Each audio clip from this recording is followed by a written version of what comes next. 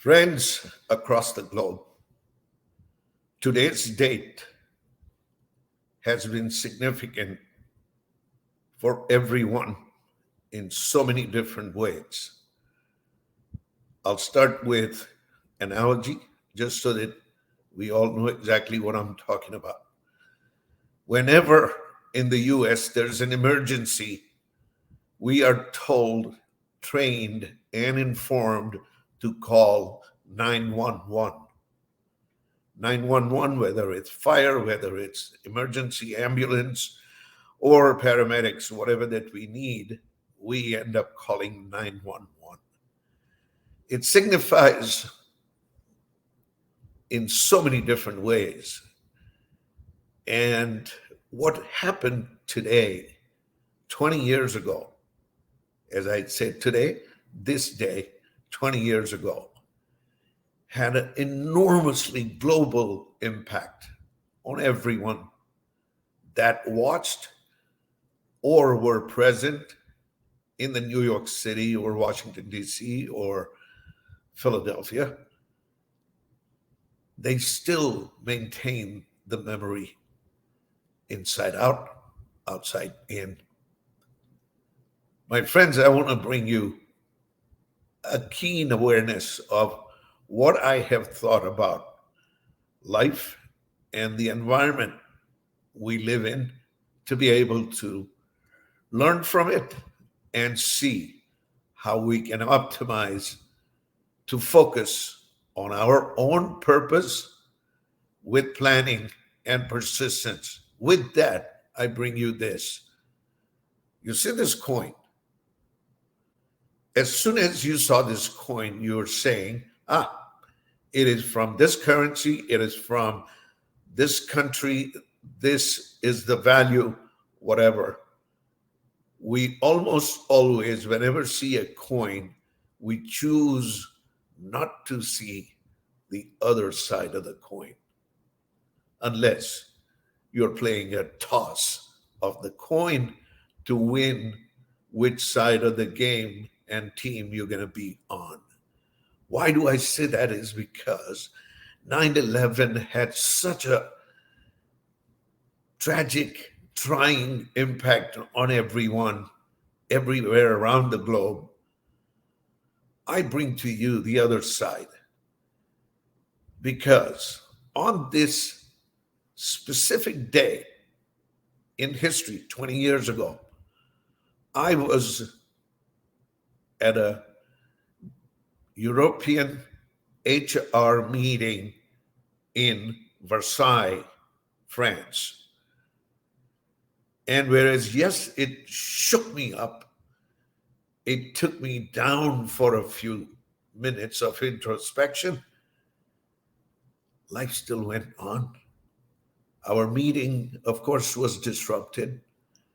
We didn't accomplish what we wanted to that day because of all of the news that were coming in.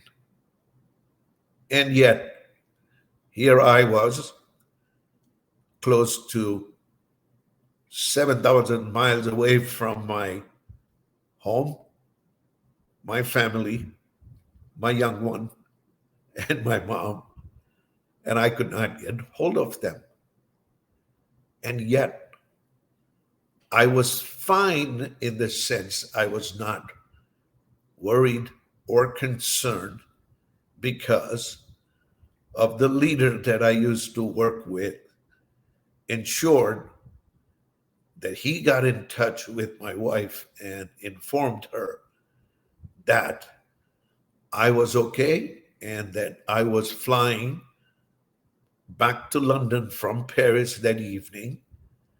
So even though there was no communication from me, he had a special line from London to call and get in touch with my wife so that my wife was put at ease. I was the fortunate one, my friends, that I had the resource and the luxury of having someone reach my family member. Imagine 3,000 to 30,000 people that were across the globe whose family was stuck overseas and they needed to get hold of their own.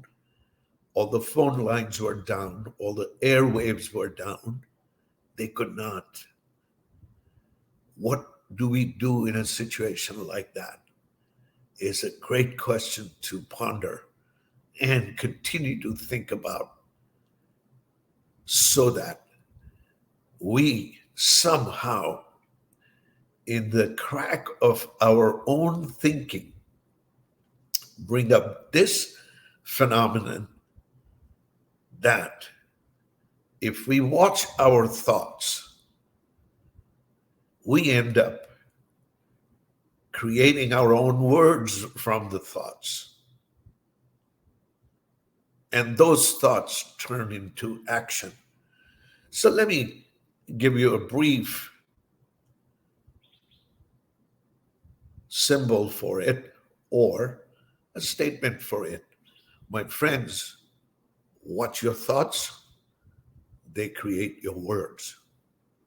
Watch your words, they bring out your actions.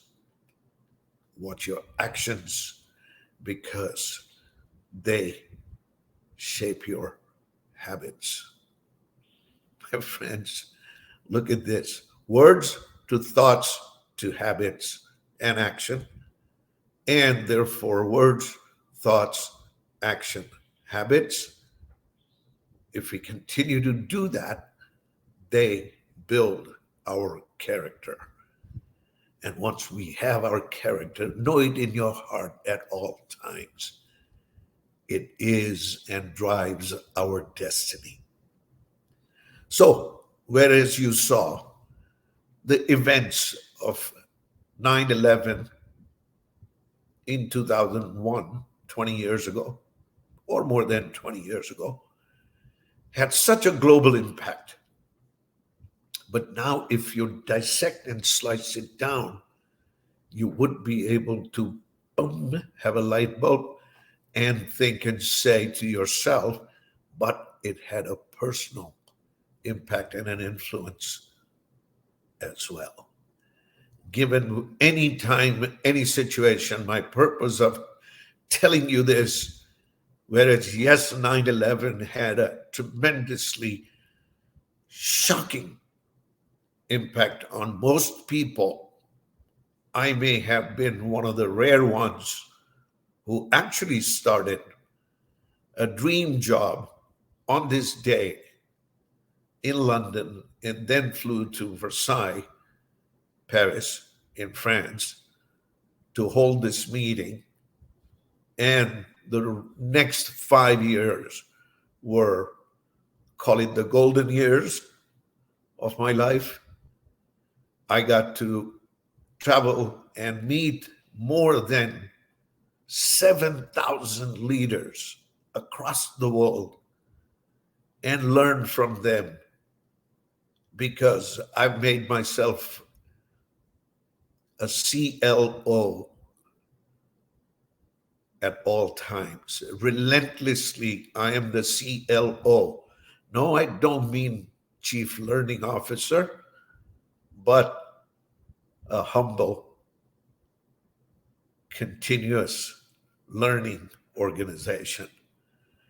I continue to invite you to think about these topics and the statements that I shared with you. Always look at both sides of the coin and not just assume or decide based on one side of the coin. And life will bring you absolutely the most pleasant delight at all times. Life is precious. Life is a gift. Continue to cherish it. Thank you.